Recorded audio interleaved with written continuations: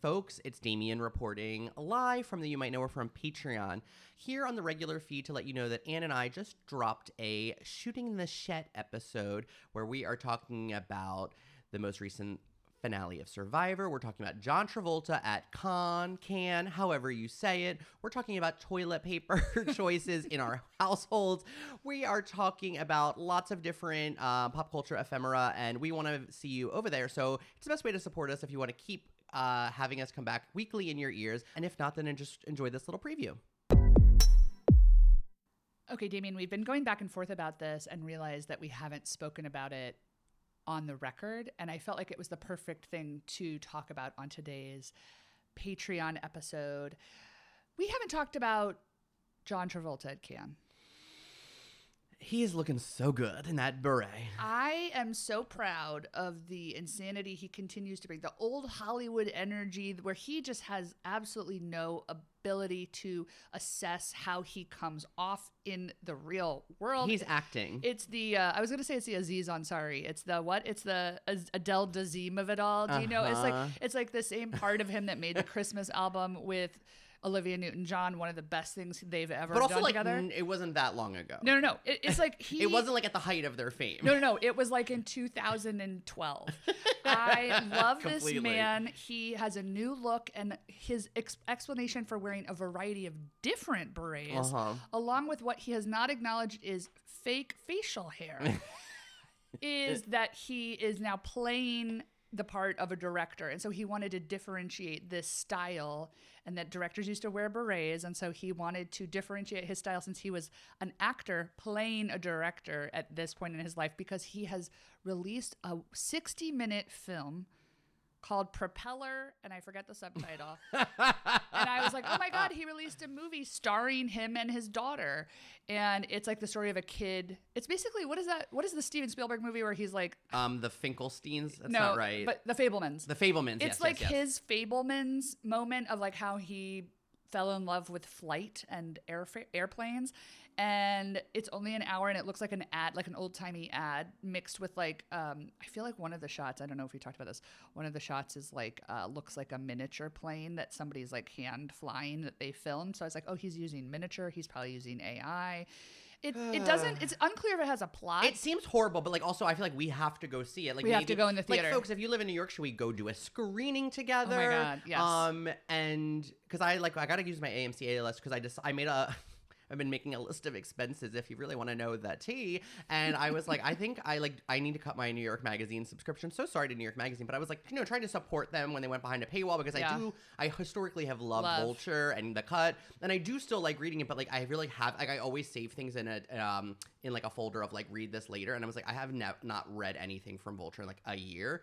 And so I was like, I think I got to cancel this. And I was like, AMC A-list, you're next on the chopping block. Like, I got to cancel this if I'm not making use of it. But I do love when I am in, like, the mode of going to see movies. It's like the fun experience of going to a movie. It's also, like, when you're paying for a monthly subscription, right? Then it's like a quote-unquote free thing to do then, because you're like, I'm already paying this monthly fee. Right. So, like, I should see a movie, and it's like a way to hang out with you or hang out with our friend Jeremy or, like, whatever, to go on, like, a date and be like, I'll buy tickets because then I'm just buying one. It's like, totally. It is fun. Anyway, all of that to say is I think we should do I was going to say The Fabelmans. What the fuck is the movie called? Propeller. We're going to do a Propeller New York screening, and then we'll come back onto the Patreon and we'll do a book club of it. It looks horrible. And he cast his daughter as the sexy Eva, Bella, Ella Blue, I think. I'm having a lot of trouble today with words and names. We're at the time of the recording, it's a holiday weekend, which is one of my favorite. I mean, that's what I'm saying. It's like Memorial Day weekend. It's one of my your favorite holidays. It's my favorite time to be in New York City is when everybody leaves. It's so quiet. It's a little weird. You can get into restaurants pretty easily. It's not loud. There's no wait. It's lovely. But I think it makes sense because it's like a reset for our brains a little bit. But Propeller is one of the things I'm most excited to have seen. I'm not sure if I'm excited for the experience, but I'm excited to have seen it. Do you know what I mean? Of course. course I know what you mean. 60 minutes. Like, what is he creating? It's 60 minutes. It's 60 minutes.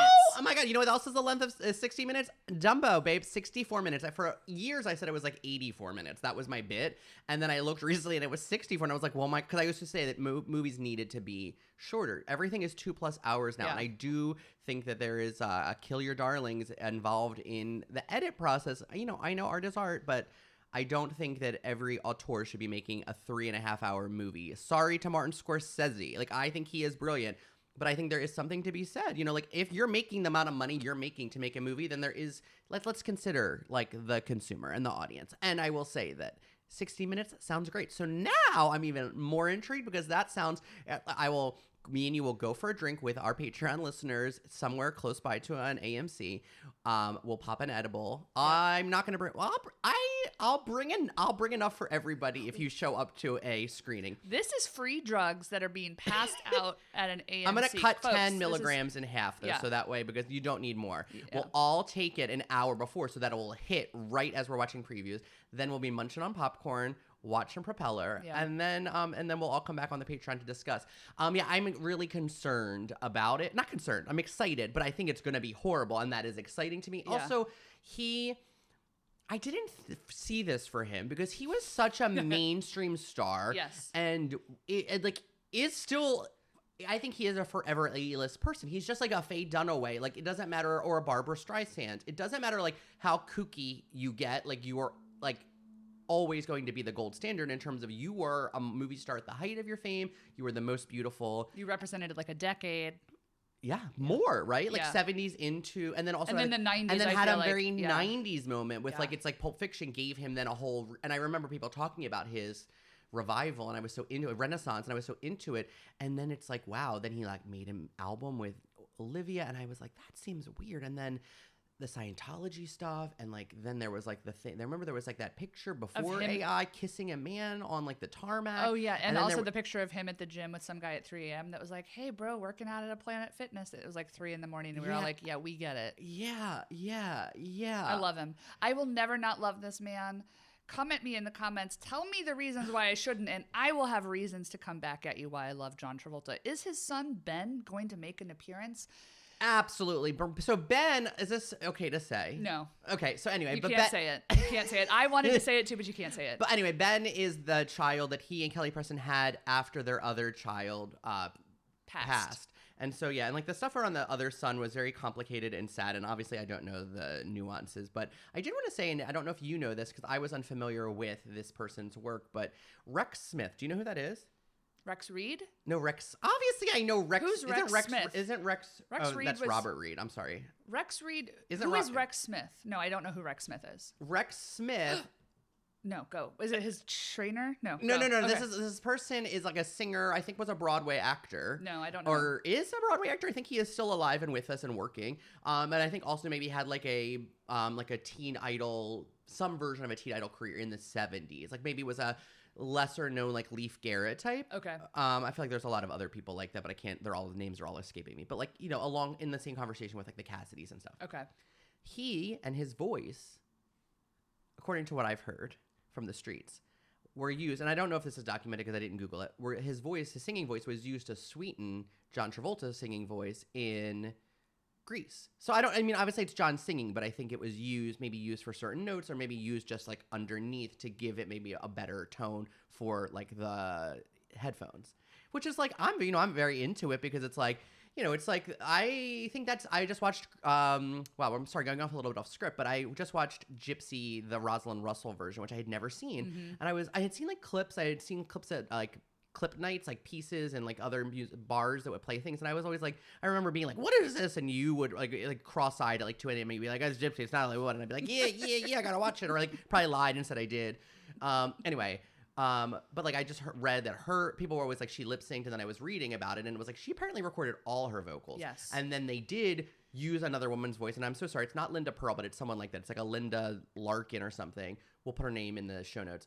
Her voice was used mostly, but like Roz's voice is still in it, and it made me be like, okay, like I'm kind of okay with that. That's not like a Marin Maisie. Is that her name? No, Marin. Oh, Marnie Nixon. Thank you. It's not a Marnie Nixon where she's just lip syncing. May Like she's important to the history of all of the things that she did ghost singing for. But I was just like, okay, like the rumor on TikTok was, and I think it was from the Sweaty Oracle. So sorry if he is grinds your gears. But like that Donna Murphy maybe had done some ghost singing for Into the Woods and like for certain notes for Meryl Streep for like Last Midnight. And I was like, well, that makes sense. And then and then a theater friend of ours was like, that's absolutely not true. And I was like, I think when there's smoke, there's fire, babe. Yeah. Like Meryl Streep is not that great of a singer. She has a light voice. I would call it a light And it makes voice. sense if it was like her doing her light voice over somebody who... I hope Donna Murphy got paid for that. Of course. I hope Donna Murphy had to sign an NDA, but that check was fat. That's what I hope. Yeah, and then I hope that that she had an NDA and that maybe she'll come back and do a live show with us in 8 years and it will have expired and we can say to her, like Betty Buckley when we talked about the hair thing, because it occurred to me that the hair thing that was uncredited maybe was because she had to sign an NDA so that it, at the time, hair was a big, it's like, it's such a different, we weren't alive then. So it's like hard to know. I'm take me on, but take like, me on a this chorus ride, line. I just started rewatching that because I was like, this movie I've only seen in high school and I know it's like actually like bad, and musical theater people like say it's quote unquote bad, and I was like, is it bad, or will I watch it and think it's good? I didn't finish watching it, but I started watching it and I was like, oh my god, like Nicole Fossey is in it, like Michael Douglas is the director, right? Yeah, and so I was like, was this a prestige film as it was it positioned as a prestige film? Marvin Hamlish wrote new music for it, and I was like, it was positioned it was directed by Richard Attenborough. Is that right? Is Richard Attenborough? He's the nature documentarian. Yeah, I think it's him. Okay. It's him. I get him confused with what's his name, Attenborough from Jurassic Park. David Attenborough? It's one of them. Okay, great. Anywho, all of this to say, this is